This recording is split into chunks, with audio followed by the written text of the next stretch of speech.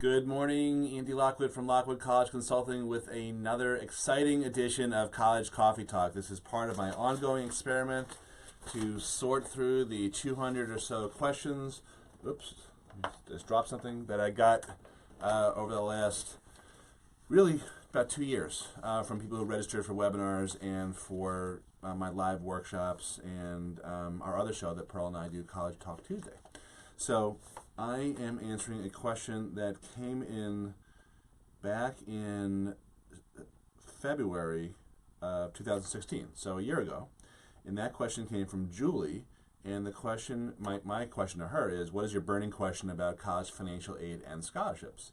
And her question was, how to get aid specifically for Purdue with a $65,000 EFC. So this answer is going to be more broad than this question. So what I'm going to cover is specifically the idea of getting money from a state school, so from a Purdue or from a Wisconsin or a Michigan or any type of state school, whether it's in the state that you live in or out of the state that you live in.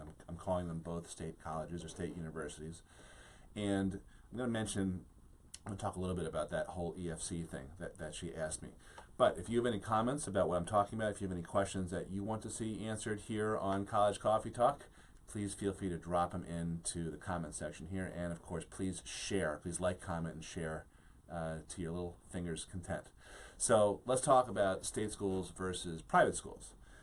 Most of the money that's out there comes from the private colleges, not the state schools. So just inherently, it's very hard to get money from a state school, really because they don't have so much to give. They have, overall, they've relied on their various respective state legislatures to give them the funding that they need to run their businesses, their college businesses, and pay professors and all the water slides and other amenities that they give to kids. But that's been drying up. So what's been happening is that like private schools, public schools have started to be more aggressive in recruiting kids from out of state and even out of the country. Let's face it. And the main reason they're doing that is, well, there's really two reasons. But the first reason they're doing that is because people who come from out of state or out of the country tend to pay full price, or they will certainly make the college ahead of the game if they offer a slight little discount to the out-of-state or the out-of-the-country people. And the second reason that state universities are doing this is because they're trying to class up their rankings. So if they're going after kids with higher grades and higher scores, then in effect what they're doing is making themselves more competitive and more desirable, so they can continue to attract people from out of state who are willing to pay higher prices. Now, to be fair, these state schools have been offering more merit-based money than need-based money. So the question that, let's see, I already forgot her name, Julie, that she had asked a year ago was specifically relating to one particular college, Purdue, and it also had to do with her EFC, or estimated family contribution, which is a number that the government calculates that one family can afford for 1 year of college based on income, savings, and 70-something other factors. So in Julie's case, and in most families' cases, if they make more than $100,000 to $120,000 per year, it's going to be pretty near impossible to get any type of need-based aid.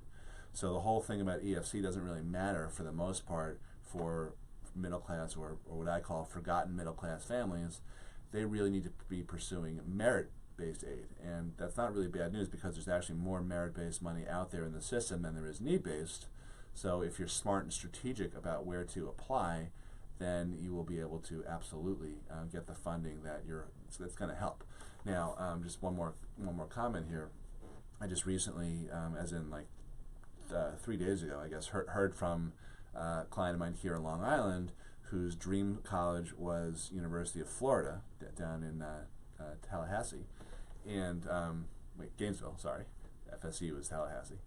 And she had already been offered a $7,500 music scholarship because she plays the French horn, and I was going to write up an appeal letter trying to get some more money out of either the music department or out of the school in general, the admissions department in general, because she has very, very high grades and very high rank. The one issue is that her ACT score was not quite up to the standards that UF laid out in its rules, in terms of, not really rules, it's guidelines in terms of who they award merit scholarships to. So luckily I didn't get a chance to write that letter, because a few days later she got a revised offer from the general admissions department, which knocked her tuition down to in-state levels because of her grades, because of her academic accomplishments.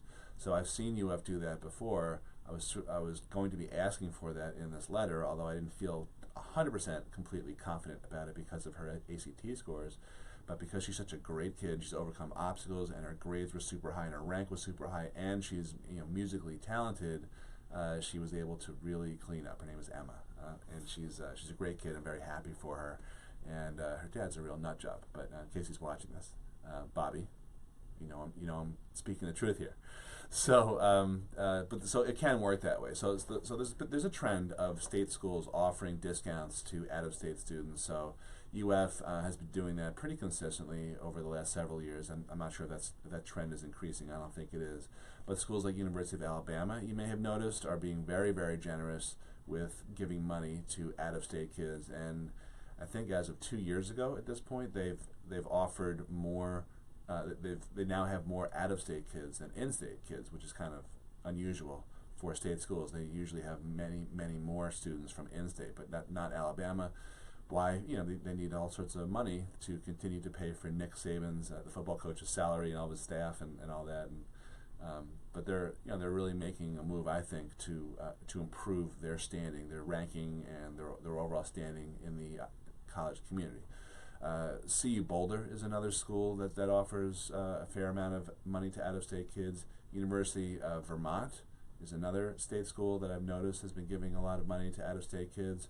And last summer, I think it was last summer, University of Wisconsin-Madison publicly announced that they were going to start giving more merit-based money to not only lure out-of-state kids with higher grades and scores, but also to retain their in-state kids, the residents of Wisconsin who are being lured out of state by rival schools like Purdue, for example, or Michigan or Indiana, and so forth.